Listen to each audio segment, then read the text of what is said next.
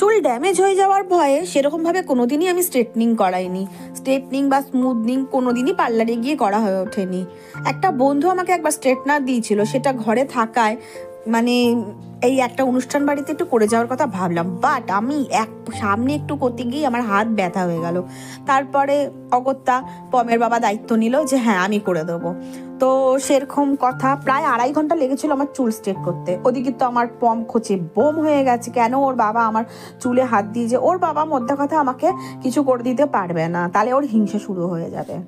অনেক প্রেম করে তারপরে অনেক বছরের বিয়ের সম্পর্ক, অনেক বছরেরই সম্পর্ক, সেরমভাবে কোনোদিন গোলাপ ফুল হাতে বলা হয়ে ওঠে না যে আই লাভ ইউ।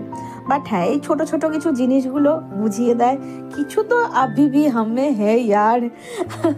এইদিকে দেখো শয়তানি একদম গোল গোল চোখে দেখছে ওর বাবা কি করছে, এটা ওকে আদর না করে, ওর মাথা ম্যাসেজ না করে দিয়ে, ওর গায়ে হাত না বুলিয়ে আমার চুলগুলো নিয়ে কি করছে। আর ও বারবার করে ওর বাবাকে ডাকছে যে বাবা তুমি ওকে না আমার মাথায় হাত দাও, কিছুতে ওর বাবাকে কাজটা করতে দিচ্ছে না। ওই দেখো ওই দেখো দেখো কাণ্ড, ও এরকমই করে গো। ওর প্রচন্ড পেটে পেটে হিংসা, তোমরা জানো না, ওকে দেখলে বোঝা যায় না, কিন্তু হেভি হিংসুটে হেভি হিংসুটে।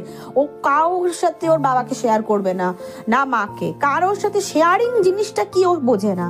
তো যাই হোক, 2.5 ঘন্টার চেষ্টায় আলটিমেট আমার চুলের একটা জায়গা এসেছে, এবং সোমনাথের মানে অনেক চেষ্টার পরে আমার চুলের এই কন্ডিশনটা এসছে।